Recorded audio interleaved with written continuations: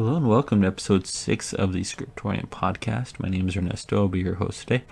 So today we're going to be continuing talking about characters, and we're going to be delving into that topic a little more. So today's topic is characters as totems.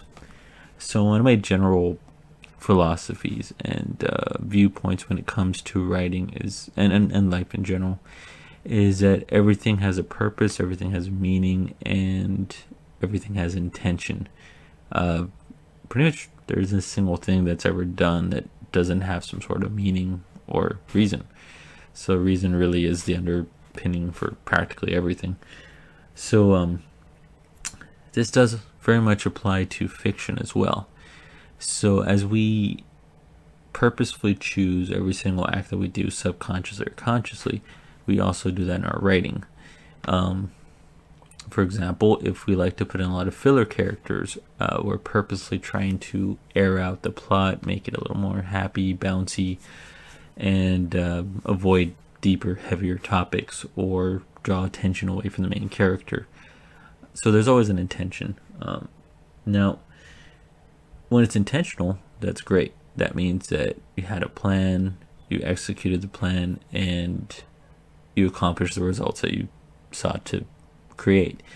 In fact, one of the best compliments you can get as a writer is that someone had the exact impression that you wanted to create when initially writing it. Now, I've gotten that a couple times, not bragging, but it's kind of cool when it happens because that means I hit the mark in those particular cases. In some cases, people totally miss what I was going for, and they get a totally different interpretation, maybe something I didn't see, and that kind of sometimes even leads to other cool ideas and other interpretations of my own stuff, which is kind of fun because I see it as kind of like an open roads thing. That's why I kind of know the ending. I kind of know how I want to get there, when I want to get there, but I'm okay if I, take a detour and, make it a bit more interesting. And I think it's important to be flexible in your narrative. The more overly structured you are, the more you come across as some scientific journal. And the type of writing I like to do is very far away from nonfiction. Mostly because I find it pretty drab and boring. I mean, interesting in terms of factual stuff, and we can kind of get I can glean some cool stuff off of some nonfiction sources, but not per se in the creative aspect. It's more structural, syntax based, very, very kind of bland. So now I've noticed, and the reason this kind of topic kind of piques my interest is that, mostly because back in the day, back when people used to read 600-page, 700-page books, I was reading Moby Dick, and the one of the best characters in the story out of everyone was actually the head shrinker, Queequeg. He just seemed way more interesting than everybody else. I don't know, maybe that's just my interpretation of the story, but Ishmael came off kind of boring. Ahab was just your standard psycho, and Starbuck just kind of was an enabler. So I really didn't see much other than that crazy scene where all those pyrotechnics are happening in the movie. Anyway, so it's kind of an epic fail in that regard. However, Melville did have some really off-the-wall interesting theories that were kind of fun. I mean, he was kind of really ahead of his time. And of course, Moby Dick is a huge book. It's like don't quote me, maybe like a 700-page book. It's ridiculously long. So in that case, Call Me Ishmael was like the first line in the book, but I remember that because of the first line, not because he was such a great character. Now, it's important to note that each character represents like a fresh new layer to the story. So there's so much you can do with a character. So it's really a shame when they introduce a character, they have 2 lines, and then they're gone. This happens a lot in B movies and not so great flicks, where they have such an interesting, fascinating character, maybe even better than the main character, and it just kind of goes by the wayside, and that just kind of Well, it's tragic, really. You see it a lot in Stephen King movies. Like, you almost kind of wonder if they just shifted who the main character was, it might be a way better story. Maybe not what's intended, but maybe a better story. Which is why I kind of have a philosophy about my main character. So I have a shifting main character kind of concept. I don't really like to have one chief main character all the time. It's a little trite and dumb, because then you're too relying on that one character. You end up with the shonen problem, where everything is based on that character. Nothing can happen to it. They have unlimited plot armor, and it just becomes stale, bland, and boring. And you kind of don't want that. That's why there's some interesting characters that kind of stand out. Speaking of Moby Dick, Starbuck. Starbuck was the second in command, kind of kept Moby Dick in order, and he was a really interesting character because he fought hard between his loyalty and his desire to see his crew safe. And Moby Dick was not Ahab. The whale was actually the best character, one of the more reasonable characters. He was just a whale, an angry whale. Starbuck was just trying to keep order, and he kind of balanced out Ahab's craziness. The other character that really kind of interested me in terms of, well, he wasn't really a main character in this sense, is Kamina from Gurren Lagann. Now, okay, yes, he was a main character, but he only survived 8 episodes out of 24, so that makes him more of a tertiary character, yet he had a huge impact. The main character is actually Simone, and I initially I wasn't too fond of Simone initially, because Kamina was a much grandiose character, much more grandiose character, and that was really fun. But at the same time, it had a different tone, so it would have had a more typical shonen vibe. But you got a more of a journey vibe off of Simone, and that kind of really changed the whole story. So he was really an underdog that became powerful, but still had a strong connection to his friends and his allies, and kind of did the right thing. And he didn't do it for glory. In fact, Simone was one of the most humble characters you might come across in any medium. And in the end, they actually had a really fantastic battle. The end of Gurren Lagann is fantastic. If it's not exactly intellectual, but it's really, there's a lot you can glean off of it. And the next thing I bring up is one of my characters, because I kind of have to tie everything kind of back into it to kind of explain why I kind of even got on the topic. His name is Yatta Garasu, and he is the Tengu King. So he's one of my chief instigator / glue type characters. He holds everybody together. He can travel to different dimensions. He can do a lot of cool stuff. But he represents self-assurance and the quest for truth. So he had a bit of a rough patch.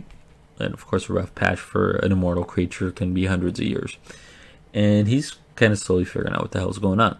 So he ends up finding out the truth, and obviously the journey is still continuing.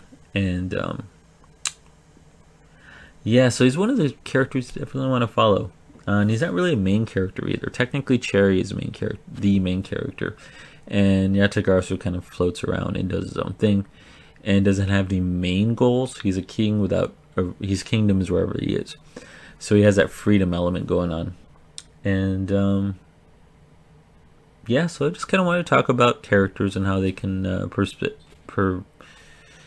express particular things and be used as very effective tools for expressing ideas. In fact, every character kind of has a special meaning if you look at how a writer portrays them. And I tend to do that with my characters, especially Cherry. So in Cherry's case, Cherry is actually a personification of justice.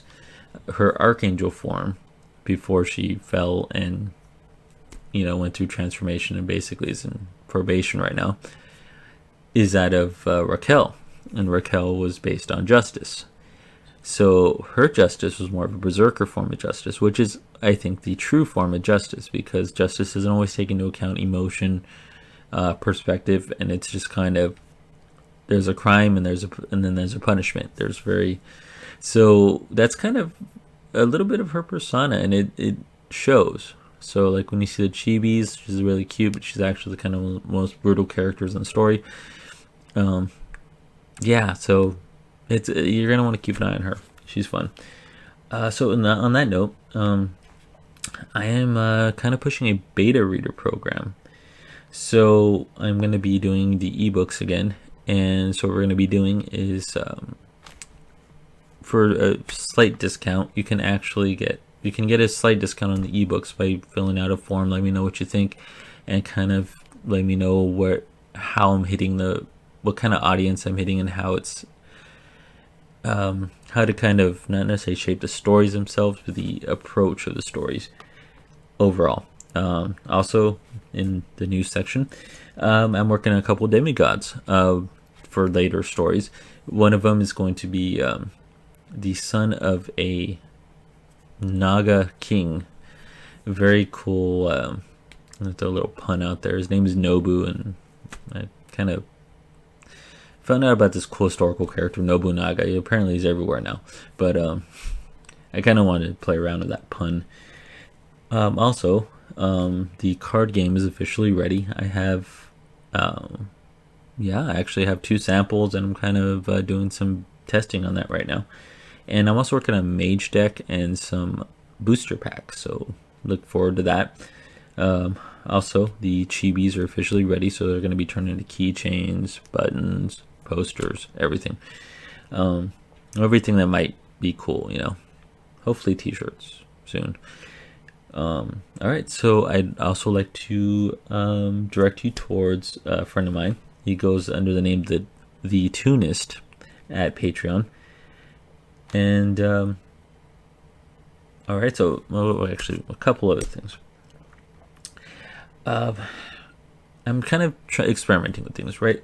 So I want to kind of throw it out there. If you are interested in becoming a character, and the way I'm going to do is maybe throw out a contest. So like maybe with a beta reader contest, the person to leave the best comment, or maybe the best feedback, you have the opportunity to become a character in a story. So you can choose what kind of faction you want to be in, or what kind of creature you want to be.